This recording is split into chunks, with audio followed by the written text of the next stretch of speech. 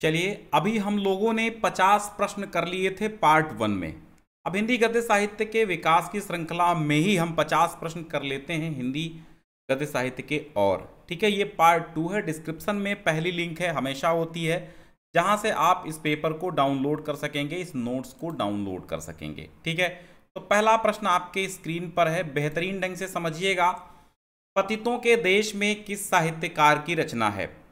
ठीक है, अब आप चाहे 9 में हो, चाहे 11 में हो, चाहे 10 में हो, चाहे 12 में हो, सभी लोग पढ़ सकते हैं, चाहे आप कंपटीशन का एग्ज़ाम दे रहे हो। बेहतरीन यहाँ पर क्वेश्चन रखे हुए हैं और आप लोग जो है 2024 की तैयारी कर रहे हैं, यानी 23-24 की। आइए समझते हैं। पहला प्रश्न, पतितों के देश में किस साहित्यकार की रचना है? राहुल सांस्कृत्यायन की है, रामवृक्ष बेनीपुरी की है, कन्हैयालाल मिश्र प्रभाकर की है, या डॉक्टर हजारी प्रसाद द्विवेदी की है? तो पतितों के देश में, पैरों में पंख बांधकर उड़ते चलें, ये जो रचनाएं हैं ये रामवृक्ष बेनीपुरी की हैं। तो आपको यहाँ पर सही जवाब लगाना है, रामवृक्ष बेनीपुरी लगा देना है। ठीक है, रामवृक्ष बेनीपुरी यहाँ पर ले लीजिए। आगे बढ़िए।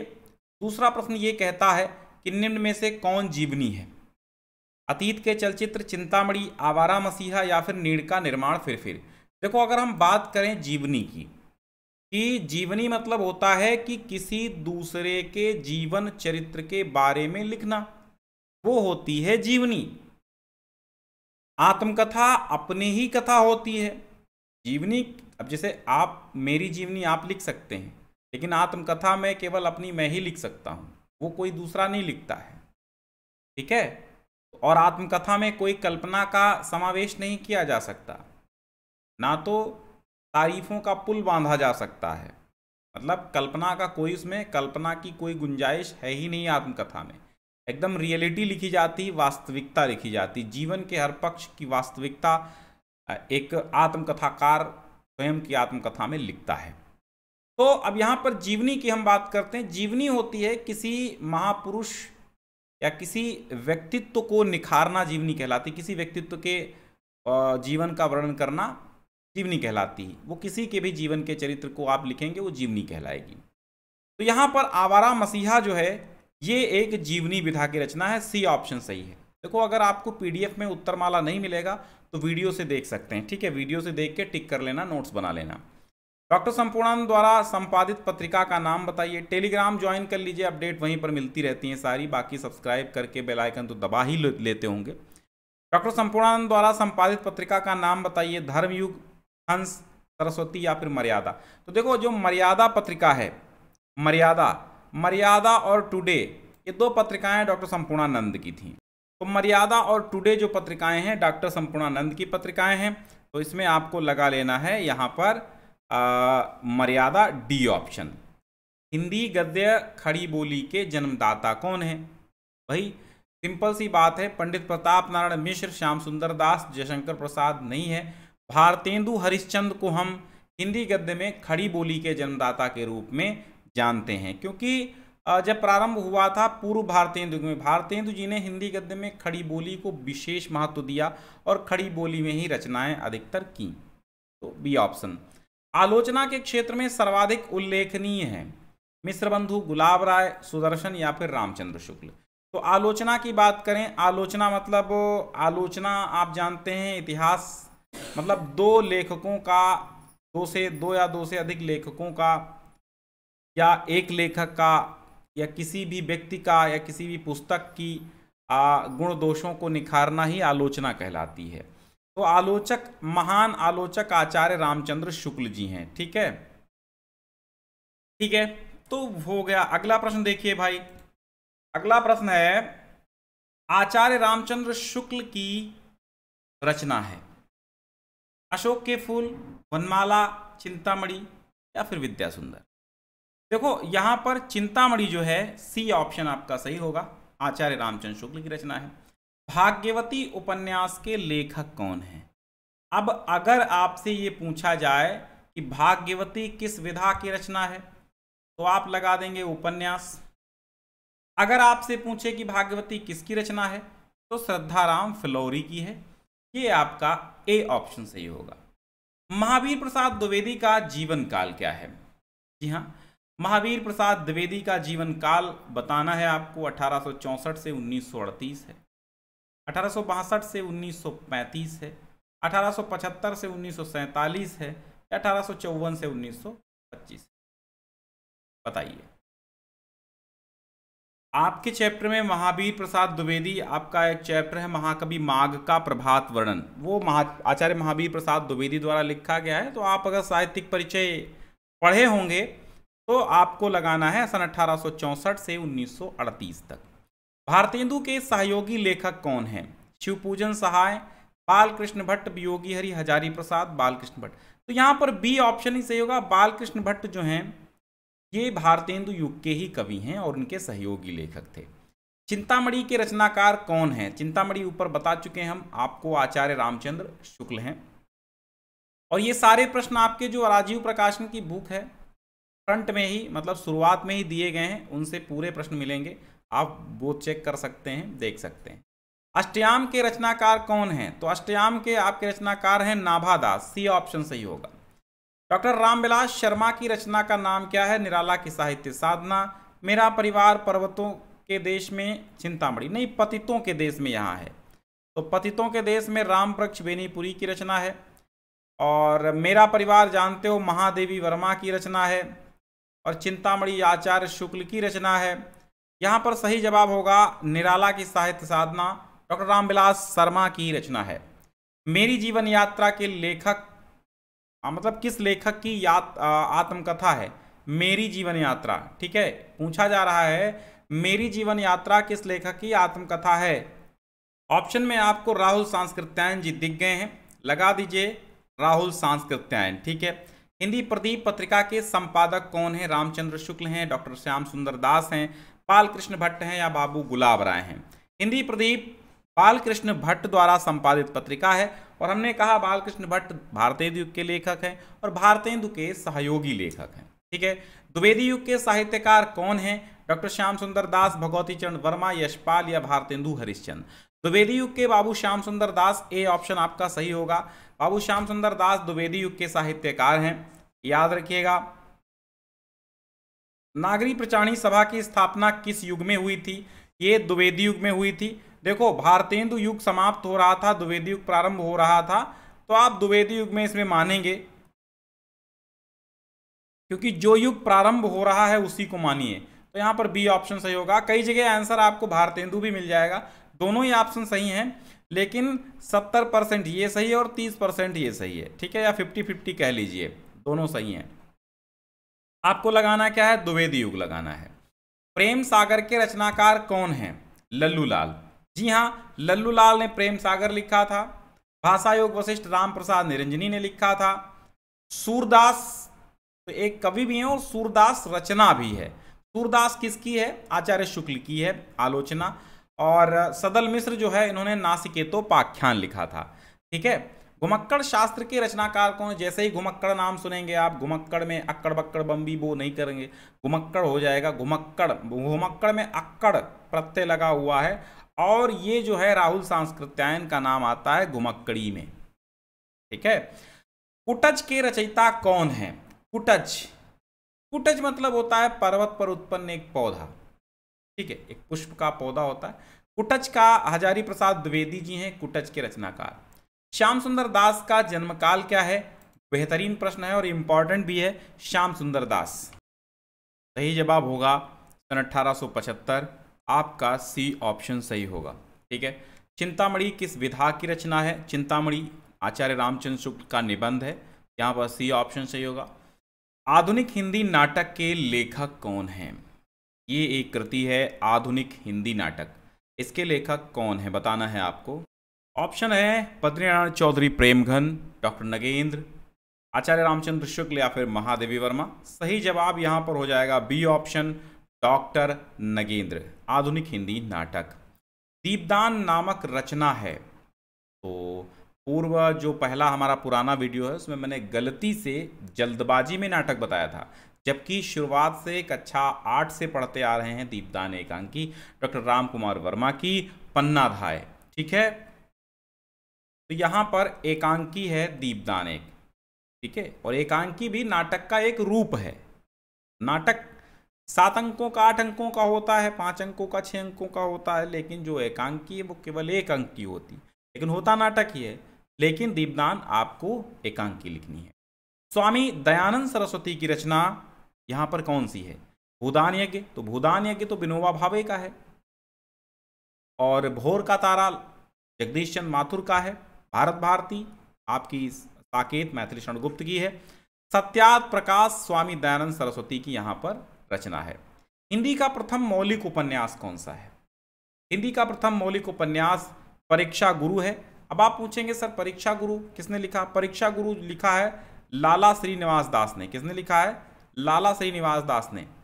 काशी हिंदू विश्वविद्यालय में किस विभागाध्यक्ष के बाद आचार्य रामचंद्र शुक्ल हिंदी विभाग के अध्यक्ष नियुक्त हुए थे?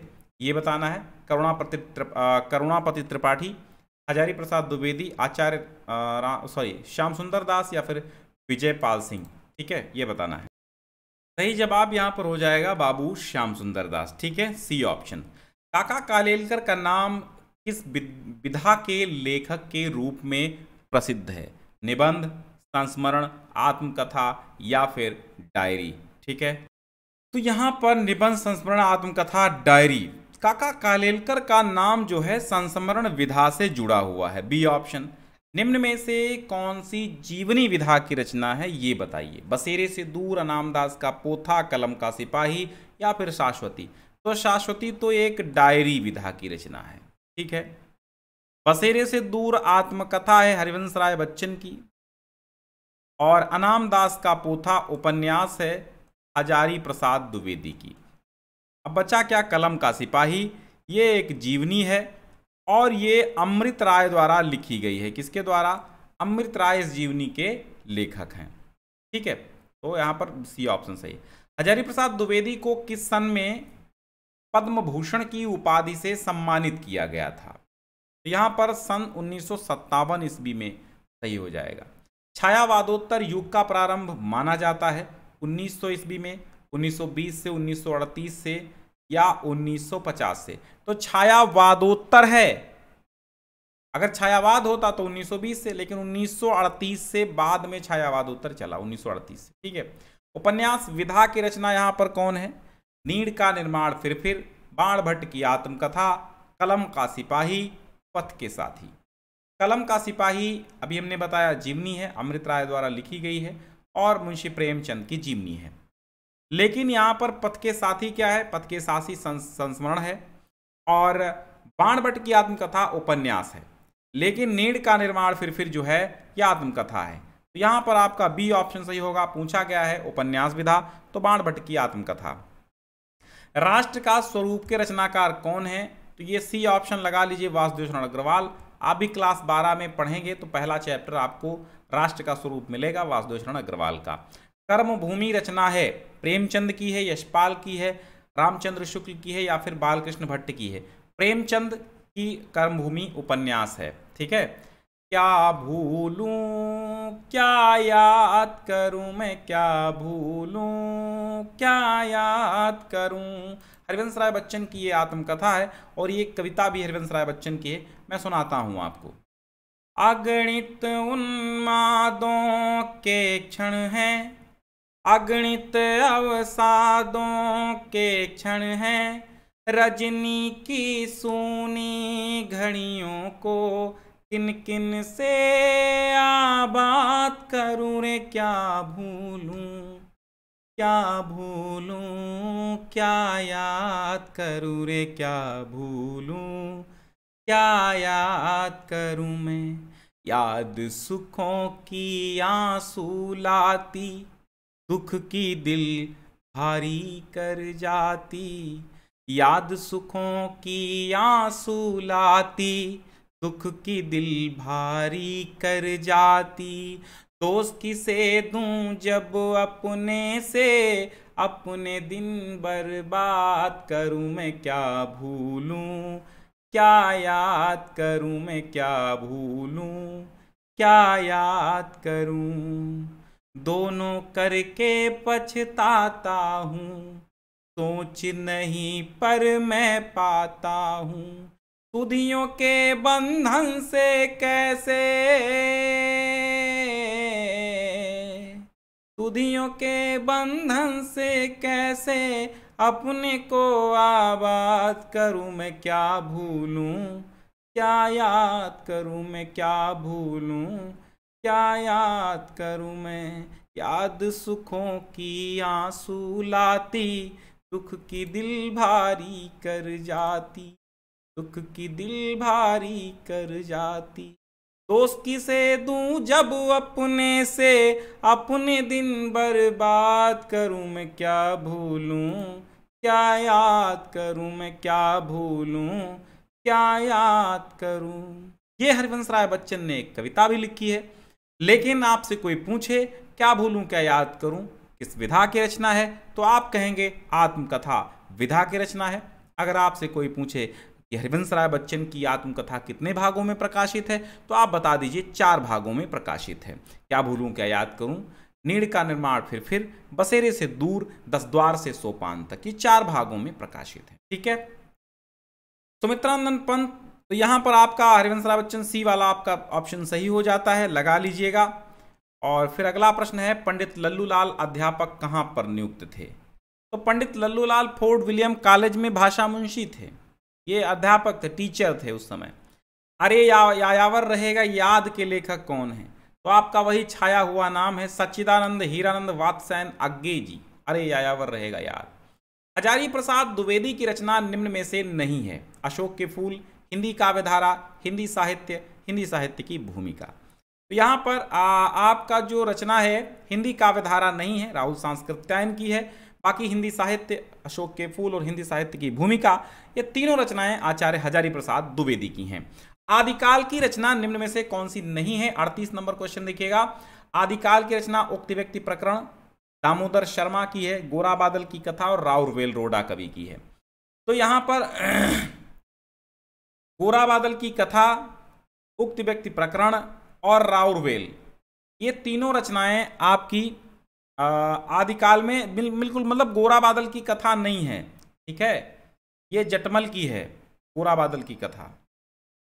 सही यहां पर जवाब यही होगा, गोरा बादल की कथा। ठीक है, 39 नंबर देखिएगा। हिंदी कहानी एक नई दिशा की ओर मुड़ी थी। कब से मुड़ी थी हिंदी कहानी एक नई दिशा की ओर मुड़ी थी? 1900 से, 1910 से, 1920 से, या फिर 1935 से।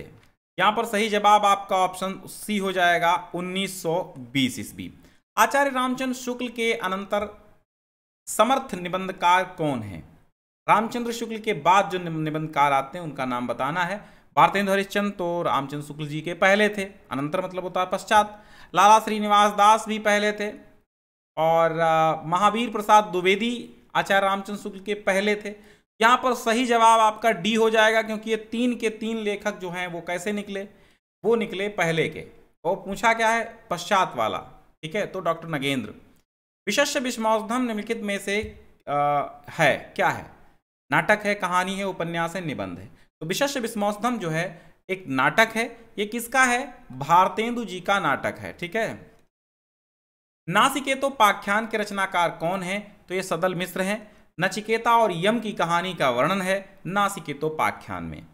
रूपक रहस्य के लेखक कौन है? तो बाबू श्याम सुंदर दास, सी ऑप्शन सही होगा, रूपक रहस्य के हैं।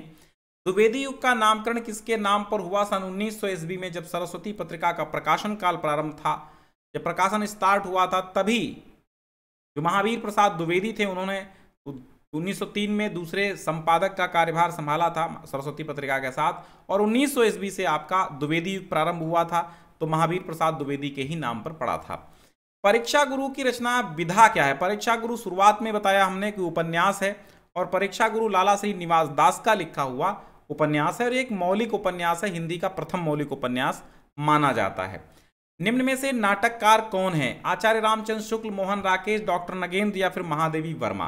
तो यहां पर मोहन राकेश आधे अधूरे, लहरों के राजहंस और आषाढ़ का एक दिन इत्यादि तमाम नाटक मोहन राकेश जी के हैं, जिसमें आधे अधूरे और आषाढ़ का एक दिन बहुत प्रसिद्ध है। ठीक है, लहरों के राजहंस 3 नाटक बहुत प्रसिद्ध है।